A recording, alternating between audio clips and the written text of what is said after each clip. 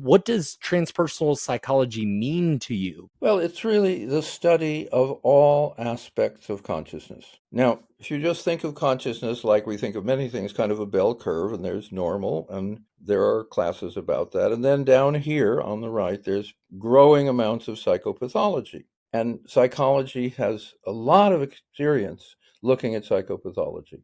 It's respectable to study consciousness in trouble. But there isn't, but if we look at the normal curve, it's got another side that has as much under the curve as this one does. And it turns out that's where all the interesting people go. That's where the artists are. That's where the geniuses are. That's where the paradigm breakers. That's where the outlaws, lots of the criminals, the smart ones.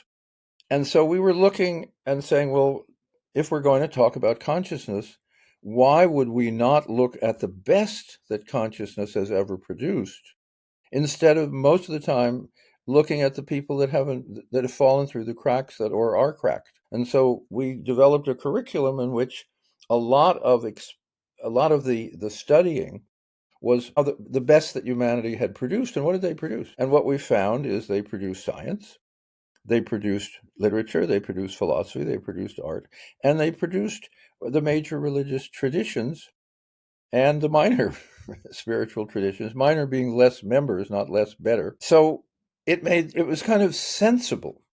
If you're not coming from a bias, and there was a bias in psychology, the bias was that higher awareness is somehow should be down on the down end also, should be defective, that saints are nutty people because obviously they don't have regular jobs and they don't save and they aren't planning to retire and they don't look for a new car. In that notion, there's something not more effective but defective. And we just didn't buy that because that isn't what the evidence said.